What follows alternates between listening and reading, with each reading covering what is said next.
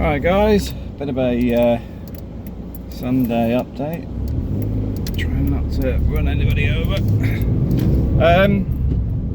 Yeah, I've been thinking about a few things this week where it's quite funny. I was talking to a friend of mine. We were talking about a lot of the self-help stuff is often, or personal development, is often very logical. It's just sometimes it wants reaffirming, confirming, or seeing it from someone else's perspective that whatever it is right or wrong. And we're just discussing a lot of the stuff is very obvious, but sometimes it just needs pointing out.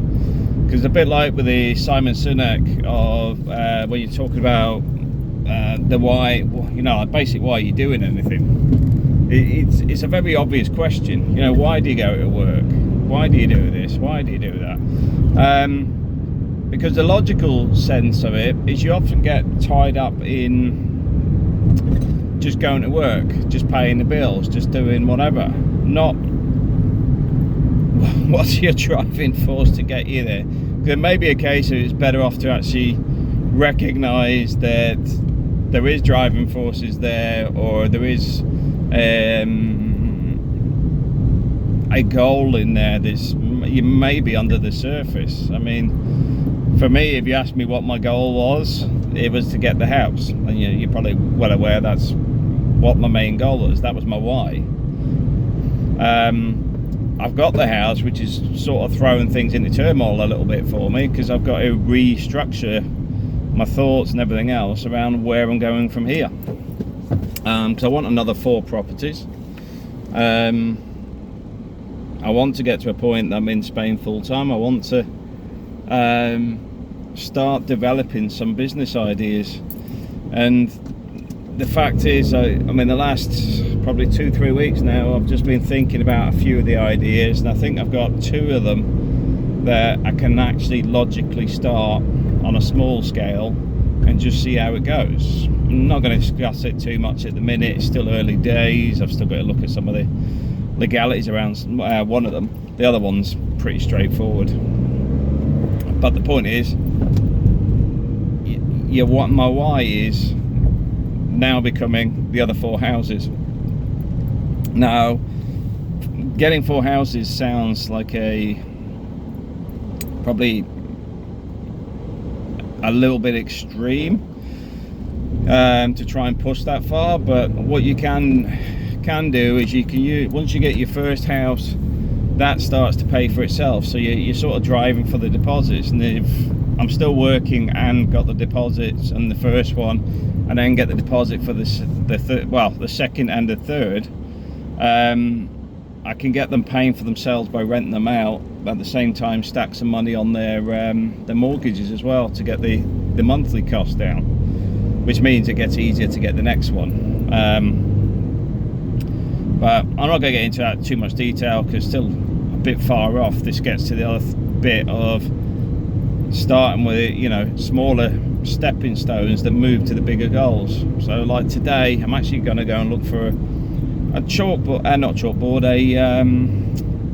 corkboard, because I'm going to start putting a vision board together. Now, vision boards do work because it refocuses you back on where you need to be. Because you, like I said, it's on a daily grind.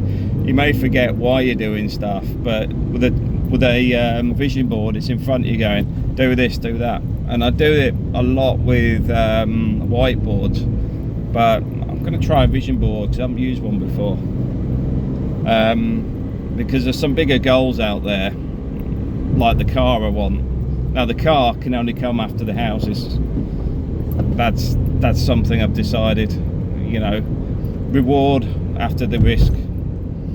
So I've got to get to a point where I've generated the income first. So that's on me. In theory I could do both, because I do with the companies I work with, I do get car allowances and stuff, so I could actually justify the car I want, which is second hand. It's over 30,000, because I'm like after a Mercedes saloon.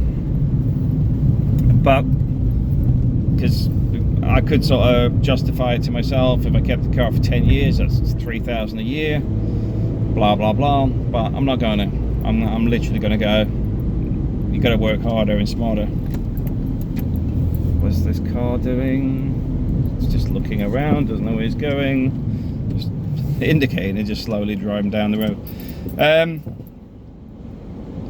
So yes, vision board's one of the things I'm out for today. The other thing is, I've started going back into a more regime fitness and food thing again. Work really disrupts my eating and sleeping and everything else. But it's starting to get to a point which I'd got my last contract to. You know, it's controllable. Where before it was difficult because there was always a problem. Now we're getting past those stages. We're getting into what I specialise in, which is planned. I'm often dragged into reactive stuff, which is something I spent years getting away from. But you normally find, because you're good at it, you constantly get dragged into it. But yeah, I'm trying to wean away from that and get the business to let me focus on what I do. But it did bring up some new ideas in my head as well about other companies and some support services, and you know, I started using it to a positive of where we've got these issues in one company, they're in all of them. And I'm finding there's a shortage of people that understand the stuff, understand the legalities, commercially driven, can put a bit of forward thinking, planning and lots of other stuff into these contracts. Because there's often a conflict because they originally started off purely commercially driven, removing engineering, removing the risk analysis on aging a business and all that sort of stuff, and driving down the route of finance. Problem is, all the contracts are now about 15 years old, and they're all feeling the pain of not investing properly over that 15-year period, and not monitoring it properly. Plus, a lot of the engineering people have sort of left the industry or retired, or because, to be fair, it's a bit like going into work. Well, it's going into work knowing you're a master, I don't know, master of icing, I don't know what they are in chef words, and then just making putting stickers on teacups or something. Teacups? Not teacups, what's those? Cupcakes. Cupcakes.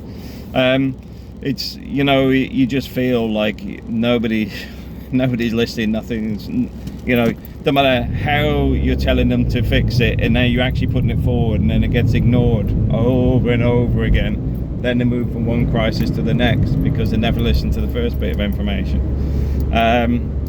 So, you know, you can take that and go, you're wasting your time, or you go, there's an opportunity there. So I'm seeing an opportunity there at the minute. Which gets me onto another subject. This guy, yeah, you walk across the road, mate. Don't worry about things like the traffic lights. You just do what you want. It's a bit like dressing smart. I mean, it gets onto the why scenario, but it's. I was thinking about this the other day, because I was actually listening to, I can't remember her name. She's an Iranian author, but she used to be, well, she was heavier than me, let's put it that way. And I'm not exactly the lightest of people. I'm broad-shouldered, so I can hide 20 kilos in my width. But I still know I'm no super fitness freak. But it gets down to, why are you dressing smart? Why are you doing this? Why are you doing that? And I fully get it, because from what she was talking about,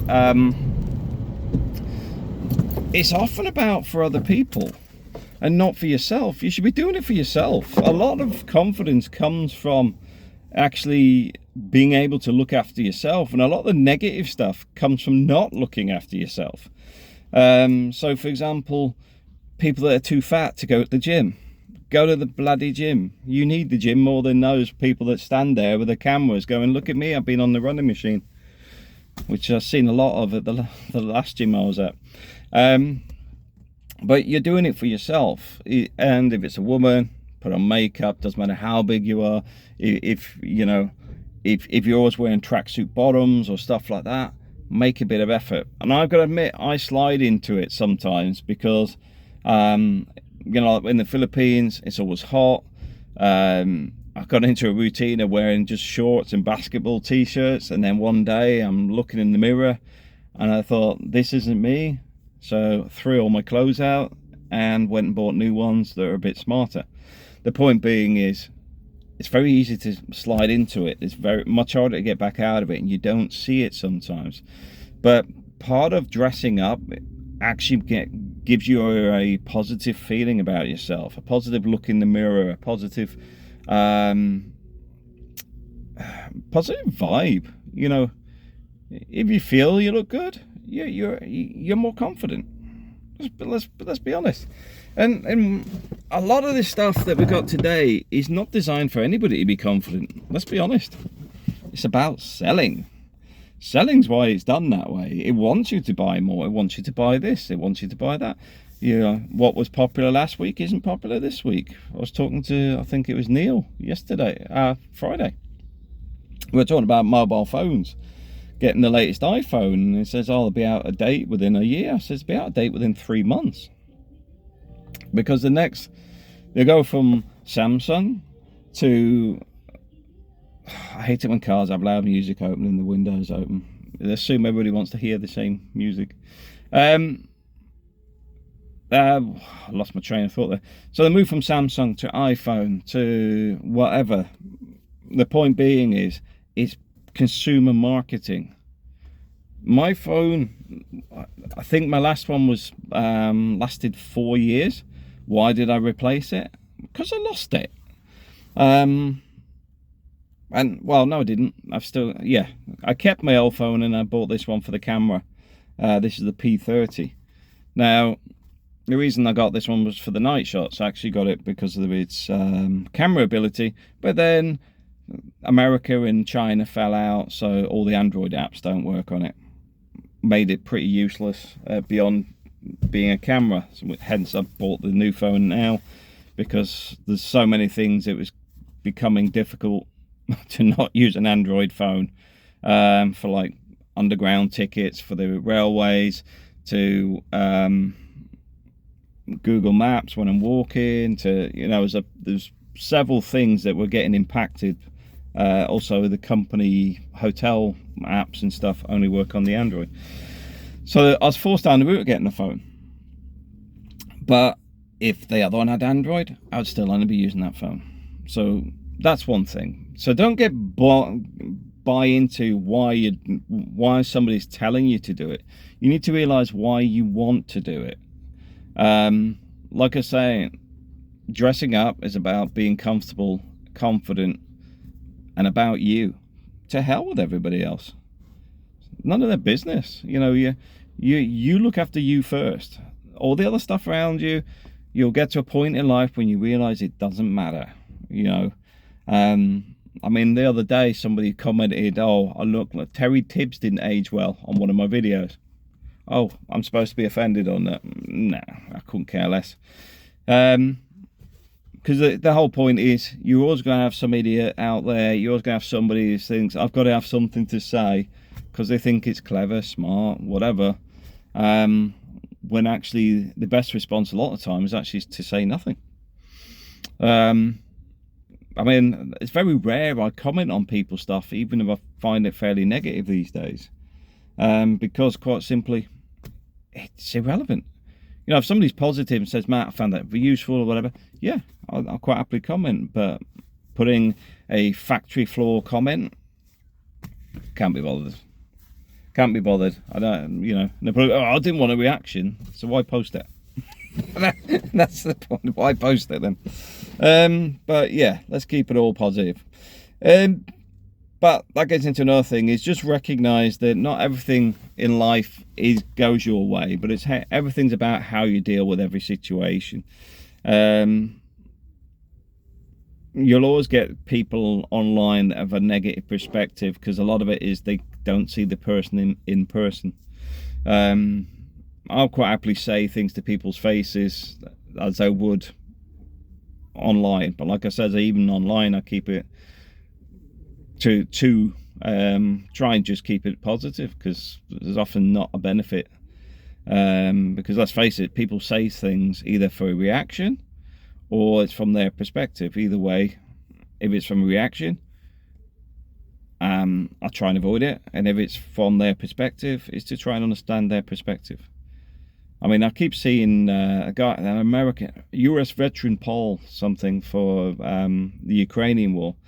His thumbnails are just dire, and I say that because it's all, everything's shock horror face with whatever, and then a pumped up title. Then you watch the video and you're like,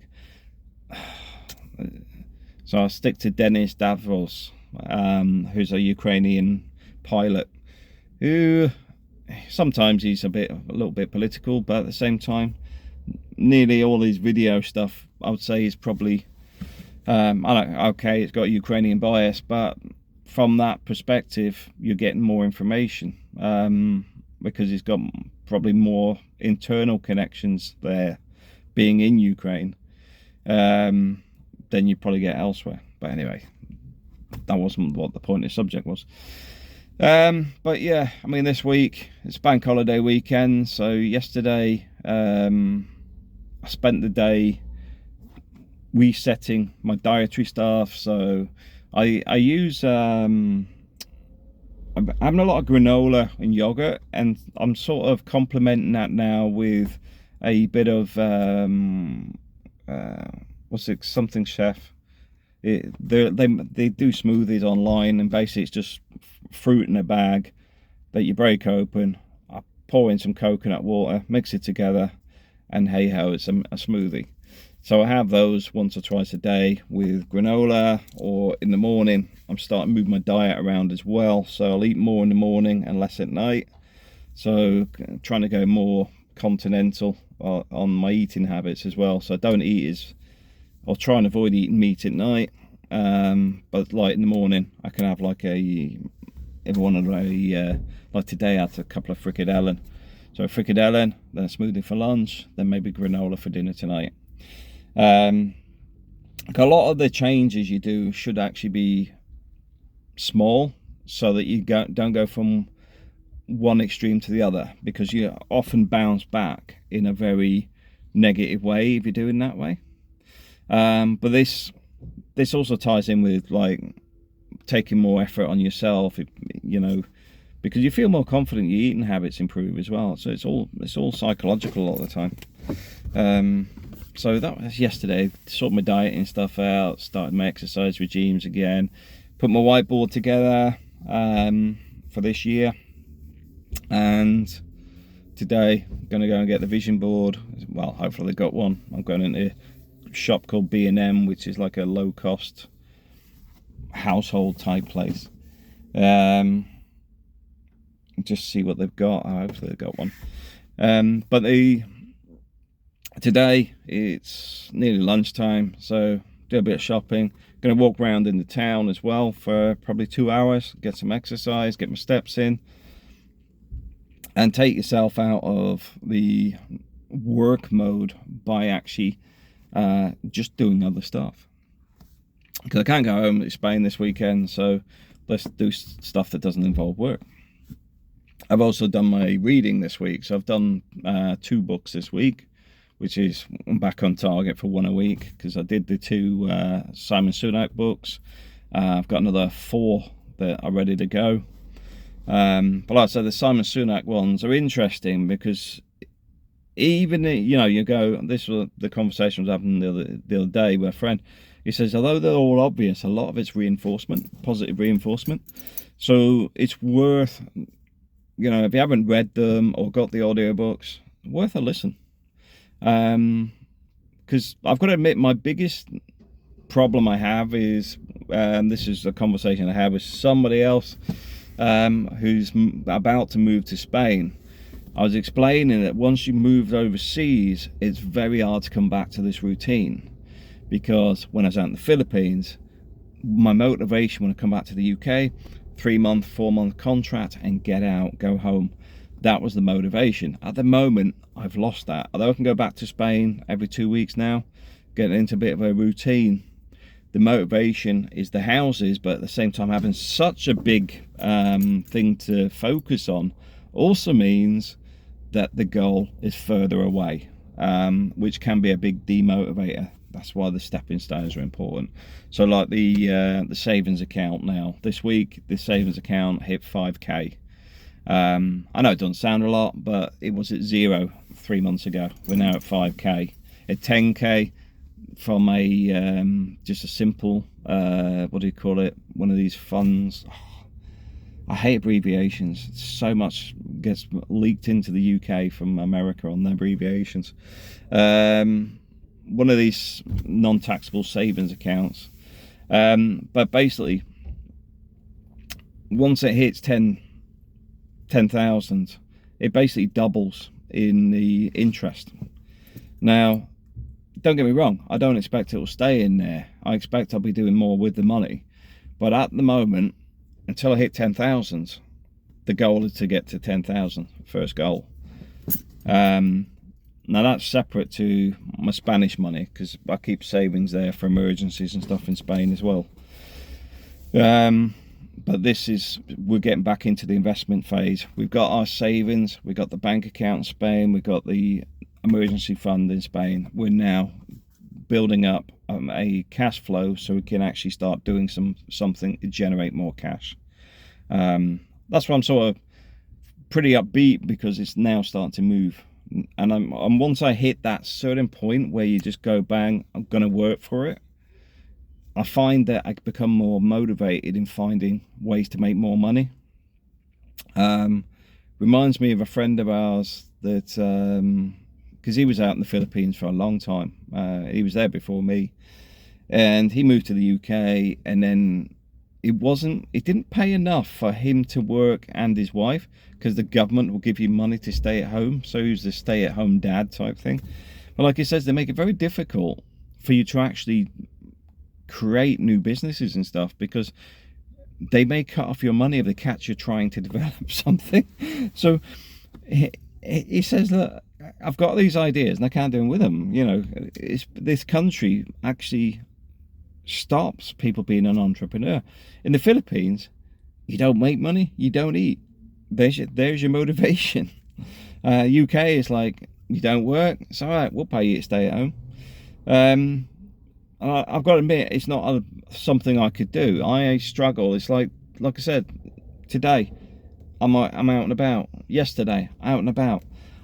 I try, if I'm sitting around, I'm sitting there going, you need to be doing something. You need to be doing something. So it's quite interesting, because for him, he went off to America. I'm not sure where he is now, but he had a few business ideas, went to America. He had some gold that he could sell on. And then he went off and done whatever he's doing and disappeared into the wilderness. But the fact is, he was stuck in a rut, because it's very easy to get into that. That's probably why I'm probably more proactive in trying to avoid that. The same as when I was coming into the UK to get the money for the house, I knew there was an issue of what you have here, the way it's set up, the way everything's cost you money, and you get stuck in a rat race, and you get stuck with the cost of living. Got to have a car, got to have a house, got to be insured, got to do this, got to do that, and it's just eating away at you financially. It's like when I extract from the UK, got to get rid of the car, get rid of all the stuff I've accumulated, and you think, I started this journey with a bag of clothes, and now I've got so much crap in the space of 4 years. Is it 4? Oh, we're in year 3. Must be about year 3.5, I think. But the fact is, I've got a 70-inch TV, I've got an Xbox, got lots of new clothes, and a lot of stuff I'm going to have to get over to Spain. And then I've got to buy the other house in Spain so I can move some of the excess furniture and stuff we got, because as we finished the building, we've been upgrading, so you end up with extra stuff. So new property, we move that stuff over, and that's why the house looks a bit untidy still, because there's a lot of stuff in there. which will fit a rental property, you know, but don't want to just throw it away to then go and buy stuff again when we've already got it. But yeah, I mean, that's my update. That's basically what's going on in my head at the minute. It's just very busy. It's high traffic, trying to work out these different solutions. Hence, now we've got the vision board, and I'm going to sit and go, how am I going to do this? But anyway, guys, I'll leave you. Enjoy the weekend. Have a great weekend, and speak soon. Take care.